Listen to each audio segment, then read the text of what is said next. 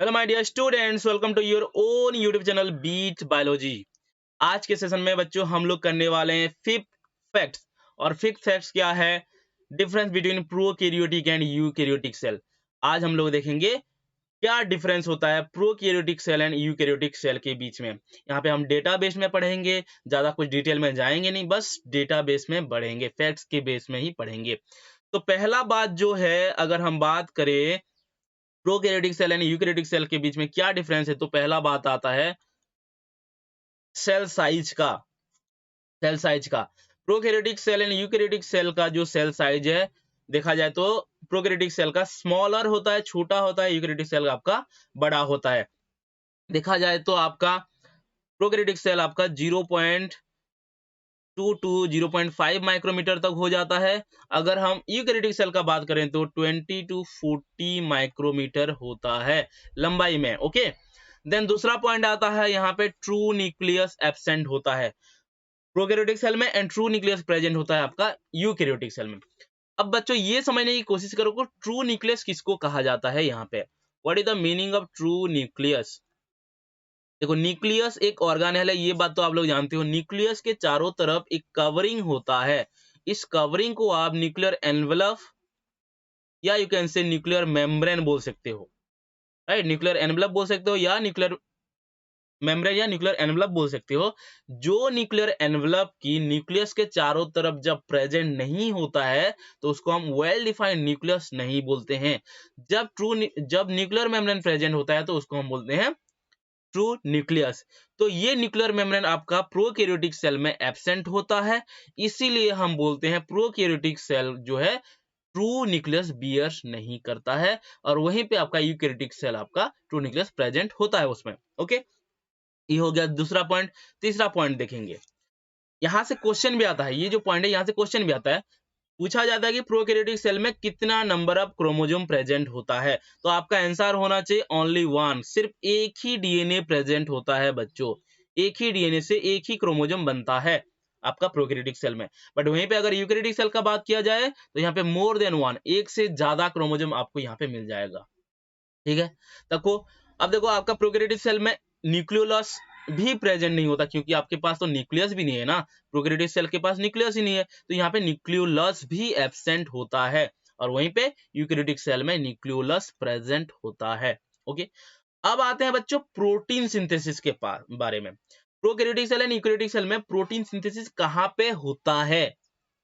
अगर हम बात करें प्रोकैरियोटिक सेल का, तो प्रोटीन सिंथेसिस होता है सिर्फ और सिर्फ साइटोप्लाज्म में। ओनली साइटोप्लाज्म में प्रोटीन सिंथेसिस होता है प्रोकैरियोटिक सेल में। अगर यूकैरियोटिक सेल का बात किया जाए तो protein synthesis occurs in cytoplasm of the cell, mitochondria में भी होता है, ये एक ऑर्गेनेल है आपका सेल का, एंड दूसरा प्लास्टिड में भी प्रोटीन सिंथेसिस होता है। राइट, नंबर 6 पॉइंट में अगर आएंगे तो हम देखेंगे ऑर्गेनेल्स के बारे में। ऑर्गेनेल्स मतलब दो तरह का ऑर्गेनेल्स होता है, एक आपका मेम्ब्रेन बाउंड ऑर्गेनेल्स होता है, दूसरा आपका नॉन मेम्ब्रेन बाउंड ऑर्गेनेल। ठीक है, तो प्रोकैरियोटिक सेल में कभी भी मेम्ब्रेन बाउंड ऑर्गेनेल प्रेजेंट नहीं होता है, सिर्फ नॉन मेम्ब्रेन बाउंड ऑर्गेनेल होता है, और वो भी एक है। एग्जांपल अगर मैं बताऊं नॉन मेम्ब्रेन बाउंड ऑर्गेनेल का, दैट इज राइबोसोम। ठीक है, सिर्फ राइबोसोम आपका प्रेजेंट होता है आपका प्रोकैरियोटिक सेल में एज एन ऑर्गेनेल, और वो भी आपका non membrane bound organelle. Right, तो ये पॉइंट देखा जाए तो membrane bound organelles are absent होता है प्रोकैरियोटिक सेल में। दूसरा आपका यूकैरियोटिक सेल में आपका सारा का सारा ऑर्गेनेल जो होते हैं मेम्ब्रेन बाउंड होते हैं, एक्सेप्ट राइबोसोम। राइबोसोम को छोड़कर सारा ऑर्गेनेल आपका मेम्ब्रेन बाउंड होंगे। राइबोसोम जो है प्रोकैरियोटिक में हो या यूकैरियोटिक में हो, ये आपका नॉन मेम्ब्रेन बाउंड होता है। This is non membrane bound organelle, ये बात याद रखना है बच्चों। ओके, ये 6 डिफरेंस हो गया, और डिफरेंस है बच्चों देखेंगे अभी। नेक्स्ट डिफरेंस बोला गया है राइबोसोम के बारे में। राइबोसोम बच्चों दो तरह का एक्चुअली प्रेजेंट होता है। Ribosome is of two type, one is your 70S type, another one is your 80S type. तो 70S टाइप प्रेजेंट होता है आपका राइबोसोम प्रोकैरियोटिक सेल में, और यूकैरियोटिक सेल में बोला जाए तो दोनों तरह का राइबोसोम होता है 80S भी होता है एंड 70S भी होता है। बट यहाँ पे ध्यान ये रखना है यूकैरियोटिक सेल का साइटोप्लाज्म में, कहाँ पे ध्यान से याद रखो, यूकैरियोटिक सेल का साइटोप्लाज्म में एंड एंडोप्लाज्मिक रेटिकुलम में 80S तरह का राइबोसोम होता है। बट माइटोकॉन्ड्रिया का बात करें और प्लास्टिड का बात करें तो यहाँ पे 70S टाइप का होता है। ये बात ध्यान से याद रखना है आपको, सिर्फ और सिर्फ माइटोकॉन्ड्रिया एंड प्लास्टिड में 70S राइबोसोम होगा, बट एंडोप्लाज्मिक रेटिकुलम हो गया या आपका cytoplasm of the eukaryotic cell हो गया, वहां पे आपको 80S राइबोसोम मिलेगा। ओके, अब आते हैं दूसरा स्ट्रक्चर सेंट्रियोल के ऊपर। सेंट्रियोल एक बहुत ही इंपॉर्टेंट रोल प्ले करता है। सेंट्रियोल आपका प्रोकैरियोटिक सेल में प्रेजेंट नहीं होता है, प्लांट सेल में भी सेंट्रियोल आपका एब्सेंट होता है, सेंट्रियोल एब्सेंट होता है। तो सेंट्रियोल जो है सिर्फ और सिर्फ एनिमल सेल में प्रेजेंट होता है, एनिमल सेल में। ओके, एनिमल सेल में प्रेजेंट होता है। अब आते हैं वैक्यूल्स के बारे में बात करते हैं। There are lot of type of vacuoles. Okay, contractile vacuole, sap vacuole, gas vacuole, food vacuole. तो इनमें से प्रोकैरियोटिक सेल में सैप वैक्यूल्स एब्सेंट होता है, प्रेजेंट नहीं होता है। बट यहाँ पे गैस वैक्यूल्स प्रेजेंट होता है, जो कि बुयांसी प्रोवाइड करता है प्रोकैरियोटिक सेल को। बुयांसी, ठीक है, ये एक टर्म है, याद रखना कि बुयांसी प्रोवाइड करता है आपको। कौन प्रोवाइड करता है? गैस वैक्यूल किसको प्रोवाइड करता है? प्रोकैरियोटिक सेल को। देन अगर हम बात करें यूकैरियोटिक सेल में, तो यहाँ पे ट्रू और सैप वैक्यूल्स प्रेजेंट होता है in plant cell, but animal cell में प्रेजेंट नहीं होता है। कभी कभी वैक्यूल्स वगैरह प्रेजेंट होते हैं एनिमल सेल में, बट वो टेम्पररी होते हैं, राइट। ओके, नेक्स्ट आते हैं एक स्पेशल स्ट्रक्चर के बारे में बात करेंगे, थाइलाकोइड्स। ठीक है, थाइलाकोइड एक ऐसा स्ट्रक्चर है जो कि क्लोरोप्लास्ट में मिलता है, राइट। अगर मान लो अगर ये थाइलाकोइड अगर आपका प्रोकैरियोटिक सेल में प्रेजेंट है, if it is present, then ये कहां पे प्रेजेंट होगा?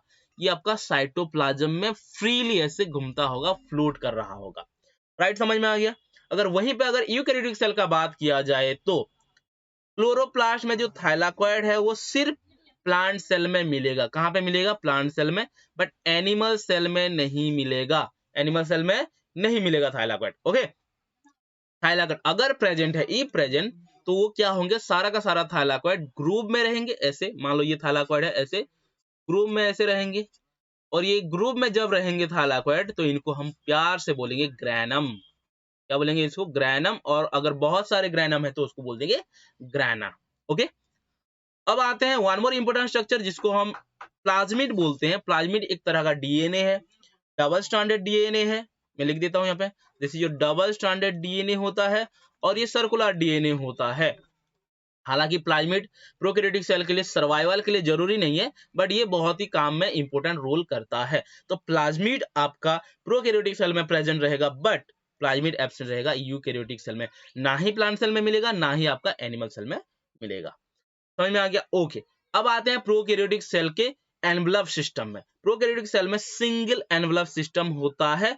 वहीं पे अगर बात किया जाए तो यूकैरियोटिक सेल में जो ऑर्गेनेल्स का बात किया जा रहा है यहाँ पे, तो डबल मेम्ब्रेन और टू मेम्ब्रेन सिस्टम होता है। तो ये था बच्चों prokaryotic cell and eukaryotic cell के बीच में जो डिफरेंस। तो आज का फैक्ट्स यहीं पे खत्म करते हैं। Thank you so much guys, bye bye.